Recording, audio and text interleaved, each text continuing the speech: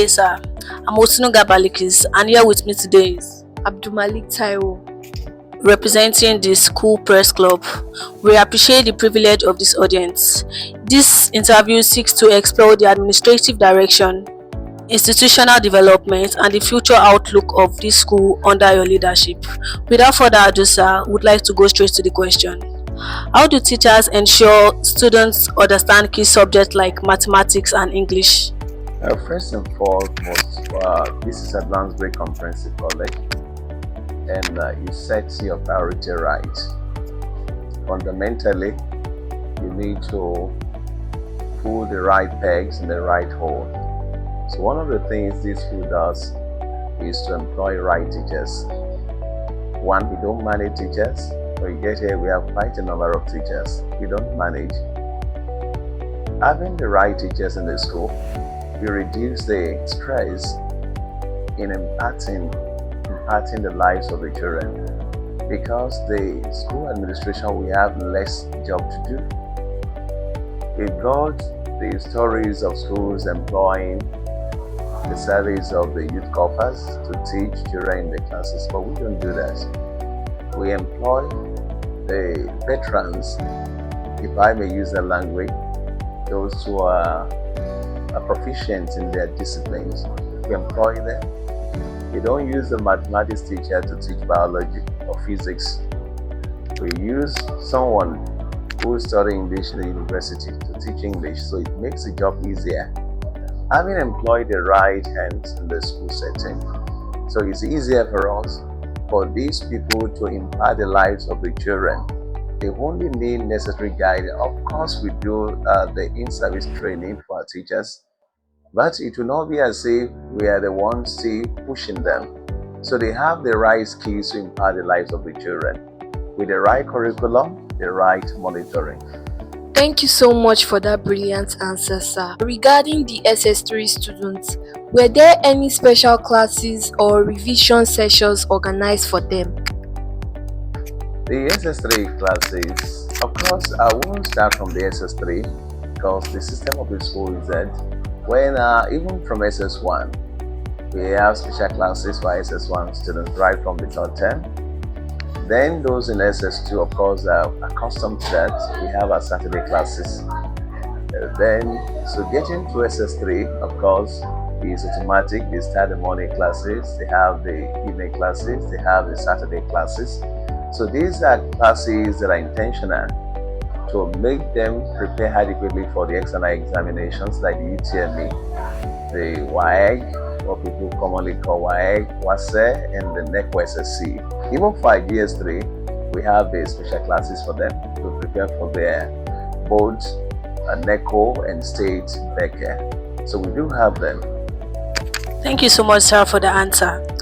How does the school support struggling students? I mean students that are not performing up to the school expectation and the school really want them to be to meet up with their peers. If I will narrow that person to the examination classes like the SS3, of course we have different programs for our weak students. We call one intervention, another one we call it mental protege. But let me limit it to only the SS3. Of course, we are planning for 3 major external examinations like the UTME, the WASE, and the NECO. One, we organize the mock. Each year we do this mock 5 times for only the SSC. We do the first one, second one, third one, fourth, and the 5th. And going to the JAMB, that is the UTME, we'll do like 2 mocks for them. So all these ones are used deliberately for the continuous assessment and for the feedback mechanisms. While we do all this, we usually juxtapose the results, checking the first mock result with the second one. From there, we are able to identify the so-called weak students. We invite their parents, we encourage them, sometimes we challenge them, sometimes we set a goal for them, which they must meet. They are not able to meet this goal, this is going to be the consequence.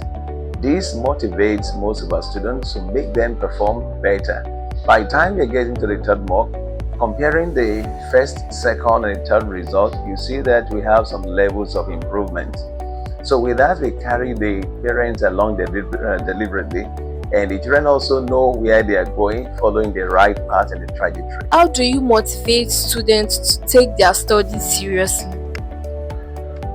The ambience is of course obvious. We have our predecessors. Each time we do exam like this, we put the results on the platform, the parents' platforms. In fact, sometimes we do the flex for our internal students to see. So they are motivated to see what their predecessors do, and they don't want to do less. That is the first thing. Another thing is that we are intentional. We make their reading deliberate. Of course, when you look at the society now, things are declining very fast. If I make a reference to the last UTME result, you of course saw the result. More than 50% of the candidates that sat the exam had less than 200. But that was not the case with advanced grade. We had almost 100% of our students that had 200 and above. In fact, the best result there was 354. That was actually fabulous. It was great. But we are not complacent. We are not complacent. With that, we charge our students. Look at what is one date. So that is why we arrange these classes for them. We give room for them to do self-study, personal reading. Of course, in the school, we have the periods for library. What do? We make them read. Sometimes we have our sporting periods because he said, all work without play makes Jack a dog boy. So we do a sport, but we are not easily carried away. Sometimes we substitute the sporting period even for the reading period to encourage that reading culture. Through reading, our children are motivated. They are able to intensify their effort. They are able to revive that reading culture. Because somebody said, you want to hide anything from an African man, put it inside a book because he will not see it, he will not read. So we are aware of this. We want our children to see. That is the difference between advanced grade and other schools. Because many don't see, they don't read. Rather, they explore different things on social media, on their phones. Of course, we don't encourage our children to possess mobile phone, because that's the major point of distraction for them. So we encourage them to read. Then we also do general assessment. You see what you have got, and you know, if after our persistence, we discover this child is not doing very well, he's going to repeat. So that one is also there, and no child wants to go back. So that motivates them most of the time. What was the overall performance of students in the last JAMB result? Yeah, as I told you earlier, the result was conspicuous. Everybody saw. Almost 2 million people did the exam. When advanced grade, we had over 100 students. But of course, some of them were disqualified because of the age factor. Some of them were regarded as the underage. But the people were able to get their result of 94 in number. And out of these 94, 92 of them scored 200 and above. Of course, quite a number of them scored over 250. Quite a number of them scored over 300. The highest score, as I said earlier, was a 354. It was highly impressive. So we had the result of, I think, about 90% of 200 and above. And the two that didn't score up to 200, I think we had one to be 191, the other one 198. And when you look at that result, those results, compared to what we had nationally, and these were excellent results. So we are proud of them. How do you communicate students' results effectively to the parents? Thank you. When you look at advanced grade, we have what we call the parents platform. You know, it's a digital age already. Almost all our parents are familiar with using electronic gadgets. They are on WhatsApp, so we have the WhatsApp platforms for our parents and different groups. GS1 is a different platform, GS2, GS3, SS1, SS2, SS3. So all these are correspondences we send through the platform. We send for them. All these are results we post on the parents platform. They are able to access the result, and many of them are ecstatic when they see the performances. Of course, I need to reiterate this, that it's not a fluke, it's not magic. It is, we are intentional. Some of the things we are doing They require sacrifices.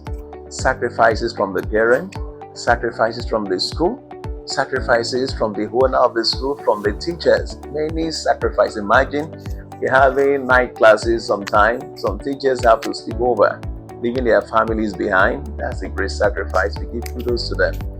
Many of them sacrifice their pleasure, they sacrifice their time.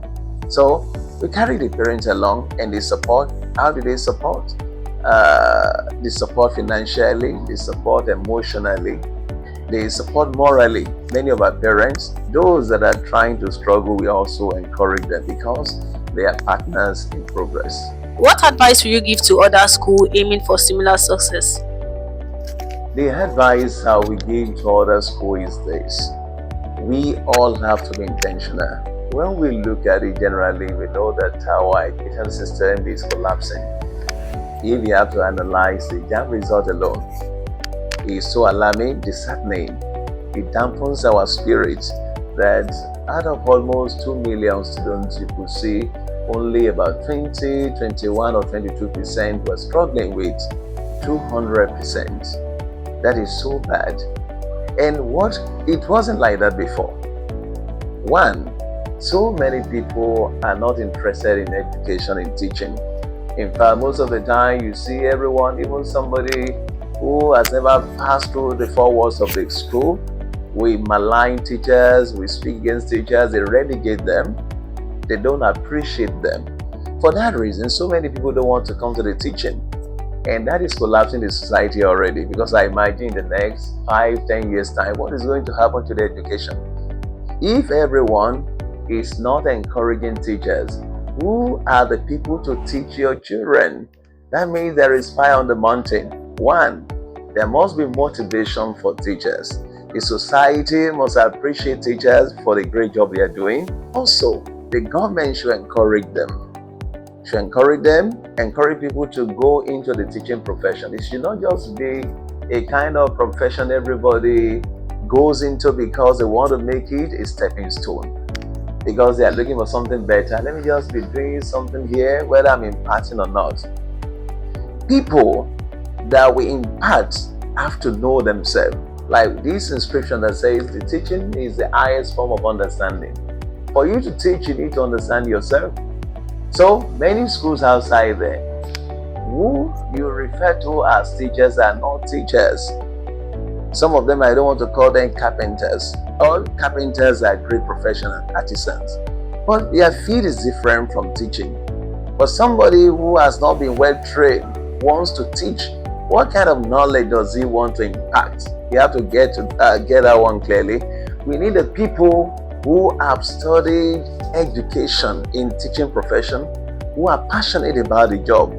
We need them in the teaching, and also we should believe in the product. So many people today feel that the children can just cut corners for them to pass exam. In fact, they disorientate our children, telling them they can't do anything, they have to assist them. No, that is the mindset we have come to get is in an advanced breed. We teach our children the act of self-reliance. You have to rely on yourself, what to know. You can do it. That is a program, that is a creed. You can do it. When the children know they can do it, and you give them the right education, you encourage them. Then you make them study, make them read. When they are to be reading, they are not to be watching the TV. When they are to be reading, they are not to be pressing phone. And phone these days is not a sign of affluence. So many parents who will not buy right textbooks have money to buy phones for their children. So many parents kill the potential of the children. They don't encourage that education. They buy what is seen as toys. They don't set their priorities right. So we get the right tools for the children. We believe in them, get the right hands to teach them, and not to give approvals to the unnecessary mushroom schools. When you say this is a school, let it be a school. Not a school where the children cannot do 8 periods a day, where they manage to do 2 because some have employed the service of corpers, service of part-time teachers. In advanced group, we don't use part-time teachers. That's part of the sacrifice. the school has put in place. So the society has a lot to contribute, encourage, motivate the teachers. Then the school, the government also have a lot. Thank you so much for that powerful answer, sir. Like you said, as a school, we are not complacent. So, what improvement will you make for next year? Let me start with this year before I talk about next year. This year, initially we're not doing that. We set so many parameters in place, having extra classes with our children, morning classes, evening classes, Saturday classes and all that. But we discovered that even after all these classes, a child will go home and will just sabotage our effort. Mainly, the child leaves the school. What does he do? Goes the child focuses on the TV, internet, this and that. In fact, I learned some children now go to the point of doing what they call firefighter or a kind of game. They waste a lot of their time, and so the school thought about bringing these children to the hostel, especially the SS3, so that we'll be able to have their custody, we'll be able to have one-on-one interaction with them, be able to impact them. Whatever we are sowing into their lives, we germinate easily. It will not be interrupted. So now we saw a better result compared to what we had in the previous years. For next year, I said we are not going to be complacent. We got 354, 341, this and that. Our target is by next year, quite a number of our students should have more than 300 in their UTME scores. Even some of them who believe they are not that strong, whether you are strong or not, the school is going to assist you to be strong by giving you an atmosphere, the ambience, to study. The secret of success is to study. You study. When you study, you will know. Because we discovered that the problem of our children is that they don't study, they don't want to read. So we motivate them, we teach them. We also set a kind of timetable for them that we afford them the opportunity to study more. Then the teachers are available in the school to guide them through this process. So by God's grace, putting all this in place and giving them an atmosphere also to ask questions and to study even more of past questions and do necessary application. With all this, by next year, God willing, we are going to have much better result than we had this year. Thank you so much, sir, for granting this interview. Your perspective have provided clarity on the direction of the school, and we look forward to the continued realization of your vision. Thank you so much, sir. God bless you. Thank you.